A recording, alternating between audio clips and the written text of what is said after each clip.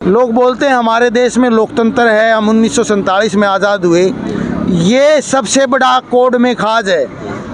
77 साल के बाद हम एक ऐसा नागरिक पैदा नहीं कर पाए जो अपने हक अधिकार की बात मालिक के सामने बोल सके, कैमरे के सामने बोल सके और सरकार के खिलाफ सरकार के सामने ऐलान कर सके। हम ऐसा नागरिक नहीं पैदा कर पाए। आज भी हमारे देश में 80% नागरिक ऐसे हैं जिनके साथ शोषण होता है, बोल नहीं पाते हैं वो। तो मैं ये कहता हूँ कि कोई आज़ादी नहीं है। जब आदमी अपने साथ हो रहे गुनाह को बोल नहीं सकता तो वो कैसी आज़ादी। और ऐसा नहीं है कि वो बोलना नहीं चाह रहा, वो बोलना चाह रहा है, लेकिन उसको नौकरी जाने का डर है, अपने परिवार की जो रोटी है वो छीनने का डर है। मैं मजदूर साथियों की कोई गलती नहीं मान रहा हूँ, उनकी सिर्फ इतनी गलती है कि ये जो चक्रव्यूह सरकार ने फैलाया है, इस चक्रव्यूह को भेदने के लिए वो अभिमन्यु के लेवल पर संघर्ष नहीं कर रहा है। साथियों, अगर ये जो चक्रव्यूह सरकार ने बनाया है, सारी पार्टियां उस चक्रव्यूह में शामिल हैं। बीजेपी, कांग्रेस, सपा, बसपा, आरजेडी सब इस चक्रव्यूह की महारथी हैं। जनता, देश के मजदूर, किसान और तमाम मेहनतकश रेहड़ी वाले, ड्राइवर, सब लोगों को इस चक्रव्यूह को तोड़ना है। लेकिन अगर हम अभिमन्यु सरीखा प्रयास नहीं करेंगे, चाहे जान ही क्यों न जाए, अभिमन्यु ने जान देने तक संघर्ष किया था, लेकिन अगर हम उस लेवल पे संघर्ष नहीं करेंगे, हम इस चक्रव्यूह को नहीं तोड़ पाएंगे। और ये चक्रव्यूह हमें बोलने से रोकता है, ये चक्रव्यूह हमें वहम दिलाता है कि हमारे देश में लोकतंत्र है। काय का लोकतंत्र है? 1% पूंजीपति, अफसर, नेता, माफिया का राज है। चाहे बीजेपी का राज रहे, चाहे कांग्रेस का राज रहे, चाहे आम आदमी पार्टी का राज रहे, चाहे आरजेडी का राज रहे, होता क्या है, जो भी 1% लोग हैं, पूंजीपति, अफसर, नेता, माफिया, ये चंदा देते हैं, ये स्कॉर्पियो, फॉर्च्यूनर की गाड़ी की चाबियां देते हैं, ये करोड़ों रुपए का गिफ्ट देते हैं। आज बीजेपी का राज है तो वो बीजेपी को जा रहा है, कल कांग्रेस का राज आ गया तो कांग्रेस को जाएगा, परसों आम आदमी पार्टी का राज आ गया तो वो गिफ्ट, वो फॉर्च्यूनर गाड़ी, वो फ्लैट आम आदमी पार्टी को जाएगा। और परसों अगर आरजेडी का राज आ गया तो वही आरजेडी की झोली में जाएगा। तो ये बात जनता को समझनी होगी कि ये जो चक्रव्यूह के महारथी हैं राजनीतिक पार्टियां, ये अलग नहीं है, ये एक ही हैं। आप ये बताइए, इस हड़ताल या मजदूर को कम वेतन दिया जा रहा है, देश में इतनी गरीबी है, राजनीतिक पार्टियां सिर्फ मुंह से बोलती हैं, कभी रोड पे उतर के उसका विरोध करती हैं? नहीं करती है। तो सलाम, नमस्ते, सत श्री अकाल दोस्तों। जैसा कि आप मेरे पीछे देख सकते हैं, 9 जुलाई की हड़ताल। आज कम से कम 9 जुलाई है, पूरे भारत में 25 करोड़ मजदूर जो है कि अलग अलग ट्रेड यूनियन से हड़ताल कर रहे हैं।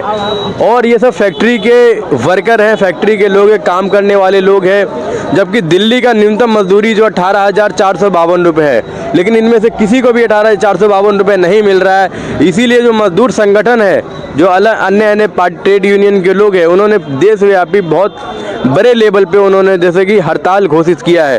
तो हड़ताल को सफल बनाने के लिए बहुत से लोग यहाँ पे खड़े हैं मेरे पीछे, जो फैक्ट्री वर्कर हैं, इनको इनका हक नहीं मिल रहा है। तो इसी मुद्दे पे बात करेंगे और जानेंगे कि आप ये बता, फैक्ट्री में काम करते हैं आप? आगे आओ। क्या सैलरी है आपकी? 15,000। कितना घंटा काम करते हो? 12 घंटा। मतलब ये कह रहे हैं ये 15 घंटा काम करते हैं और 12,000 रुपये सैलरी है। आप बताइए, जबकि सरकार ये कह रही है 8 घंटे, आपकी सैलरी 8 घंटे का 18,452 रुपये होना चाहिए, लेकिन आपको नहीं मिल रहा है वो। तो इसमें काफ़ी दुख होता होगा, दुख होता है, दिक्कत तो ये है। 12 घंटा काम करते हैं। कहाँ से आए? यूपी से आए, बिहार से आए? बिहार से आए। आप बताइए, बिहार से, यूपी से, पूरे दिल्ली के अंदर जो सबसे भारी मात्रा में बिहार और यूपी से मजदूर जाता है, लेकिन बिहार और यूपी के अंदर ही वहाँ पे फैक्ट्री नहीं लगाई जा रही है वहाँ की सरकार के द्वारा, क्योंकि अलग अलग, ताकि गुजरात में, महाराष्ट्र में या फिर अलग अलग जगह, बेंगलुरु जैसे शहरों में फैक्ट्री लगाया जा सके और बिहार और यूपी के मजदूर जैसे कि वहाँ जाके काम कर सके। आप भी फैक्ट्री में काम करते हो? बिलदारी करते हो आप? इधर कोई बात नहीं, बिलदारी करते हो आप? कितनी बिलदारी मिलती है? यही 200-300 रुपये गाड़ी मिल जाता है बस।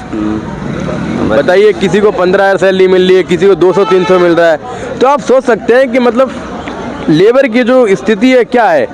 2025 का समय चल रहा है, लेकिन किसी के पास इतना धन है कि रखने का उसके पास ठिकाना और जगह नहीं है। उसको पता नहीं कि उसके शीर्ष बैंक में कितने अकाउंट है, उसको ये नहीं पता है कि उसके जैसे कि जो बड़े बड़े बैंक है उसमें कितने अकाउंट है। लेकिन एक गरीब आदमी के पास इतना सैलरी उसको धन नहीं दिया जा रहा है ताकि वो 2 वक्त की रोटी जैसे कि समय पे खा सके। तो बहुत से मजदूर हैं, मैं अपने कैमरामैन से कहूँ थोड़ा कैमरा घुमाएं और ये कैमरा दिखाए। आप भी फैक्ट्री में काम करते हैं क्या? जी। क्या सैलरी मिलती है आपको? 10,500। कितने घंटे का? 8 घंटे का। 8 घंटे का।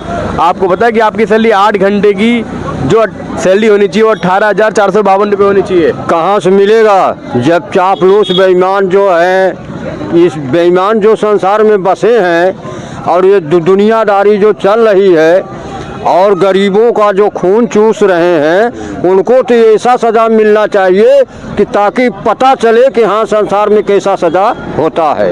इन्होंने बहुत बड़ी बात कही है। आप भी फैक्ट्री में काम करते हैं क्या? हाँ। थोड़ा साल के आ गया। क्या सैलरी मिलती है आपको? 12 घंटे के 12,000 देता है। बताइए, 12 घंटे का इनकी 36,000 रुपये होनी चाहिए, जबकि ओवर टाइम भी लगाते हैं।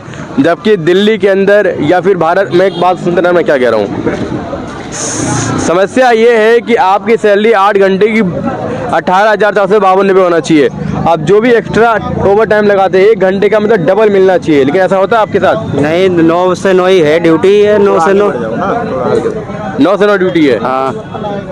तो इतनी ज़्यादा समस्याओं के साथ आप लोग जो काम कर रहे हैं फैक्ट्री में, कोई सुनने वाला नहीं है क्या? तो वहाँ कौन सुनेगा जब 12 घंटे की फिक्स ड्यूटी है, फिक्स देता है 12 घंटे का।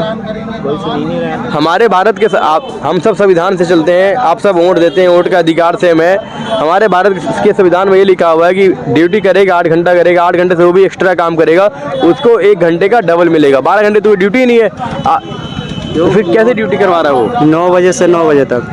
मतलब हमारे भारत के संविधान में 12 घंटे को सब मतलब काम करने का तय ही नहीं है। 8 घंटा ही काम कर सकते हैं आप, लेकिन 12 घंटा काम करवाया यार आपसे। हाँ, 12 घंटा करते हैं हम लोग। आप आओ थोड़ा आगे आ दो। पूरी है तो कर। देखिए टिफिन उफन मिले रखे हैं, फैक्ट्री में जा रहे हैं, थोड़ा इधर आइए। फैक्ट्री में काम करते हैं आप? हाँ भाई। क्या सैलरी मिलती है आपको? 12,000। कितने घंटे का? 12 घंटे के। ये देखिए, ये मेरे को जानकार नहीं है,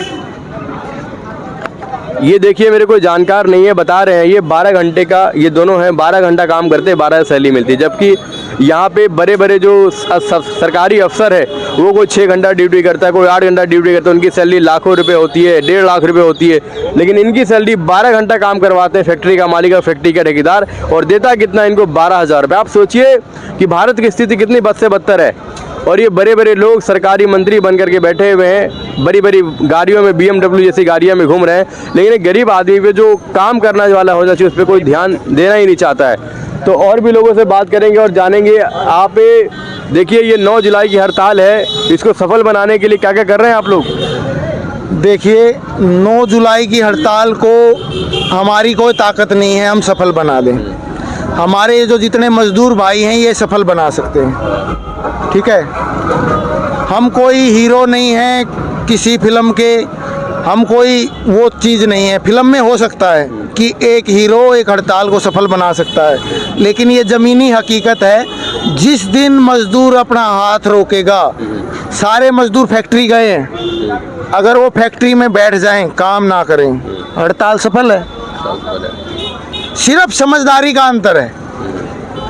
हम कितना भी हड़ताल हड़ताल चिल्लाते रहें, मजदूर जाके कंपनी में काम करता रहेगा, कोई हड़ताल सफल नहीं। जहाँ ताकत होगी जागरूक मजदूरों की, वहाँ रोड रोके जाएंगे, रेल रोकी जाएंगी, वहाँ पे हड़ताल होगी। हमारे यहाँ सबसे बड़ी त्रासदी ये है कि हमारे मजदूर भाइयों में एक तो एकता नहीं है, एक समझदारी का अभाव है। और लोग बोलते हैं हमारे देश में लोकतंत्र है, हम 1947 में आज़ाद हुए, ये सबसे बड़ा कोड में खाज है। 77 साल के बाद हम एक ऐसा नागरिक पैदा नहीं कर पाए जो अपने हक अधिकार की बात मालिक के सामने बोल सके, कैमरे के सामने बोल सके और सरकार के खिलाफ सरकार के सामने ऐलान कर सके। हम ऐसा नागरिक नहीं पैदा कर पाए। आज भी हमारे देश में 80% नागरिक ऐसे हैं जिनके साथ शोषण होता है, बोल नहीं पाते हैं वो। तो मैं ये कहता हूँ कि कोई आज़ादी नहीं है।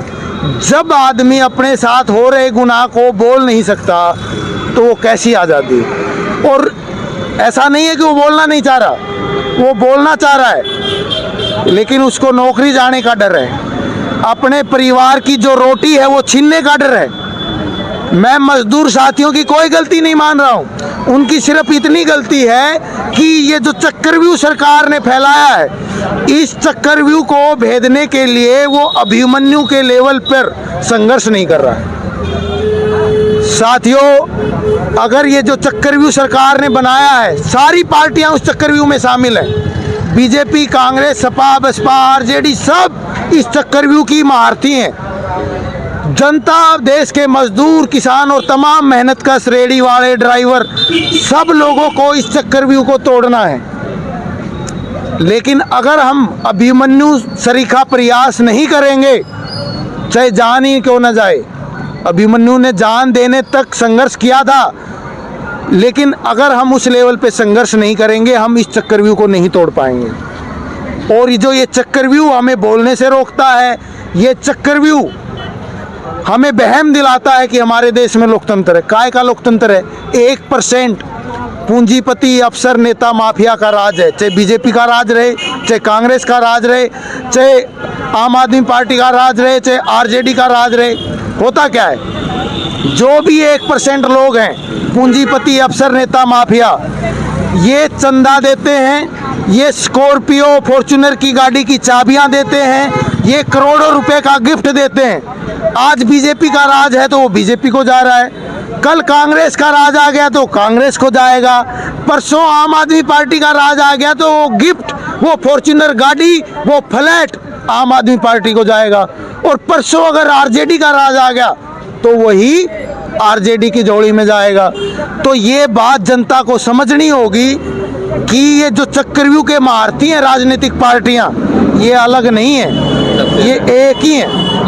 आप ये बताइए, इस हड़ताल या मजदूर को कम वेतन दिया जा रहा है, देश में इतनी गरीबी है, राजनीतिक पार्टियां सिर्फ मुंह से बोलती हैं, कभी रोड पे उतर के उसका विरोध करती हैं? नहीं करती है। तो ये बात आपको समझनी होगी। जैसे ही जिस पार्टी का राज आता है वो दूसरी की जगह ले लेती है जो राज में थी, कोई फर्क नहीं पड़ता, ठेकेदारी उतनी ही बढ़ती जाती है। किसी पार्टी का राज आए, कोई बीजेपी का समर्थक हो, कोई कांग्रेस का समर्थक हो, कोई आरजेडी का समर्थक हो, मैं उन सभी भाइयों को समझाना चाहता हूं कि जो ये चक्रव्यूह है इसको आप समझिए, और इस चक्रव्यूह को जब आप तोड़ेंगे, जब आपकी समझदारी बढ़ेगी, जब आप मजदूर, किसानों के, दुकानदारों के, ड्राइवरों के क्रांतिकारी संगठन बनाएंगे, तभी जाके चक्रव्यूह को तोड़ा जा सकता है, तभी सफल हड़ताल की जा सकती है, और तभी देश में बदलाव लाके, क्रांति लाके मजदूर, किसान का राज लाया जा सकता है। बहुत बहुत धन्यवाद। आप थोड़ा आगे आइए।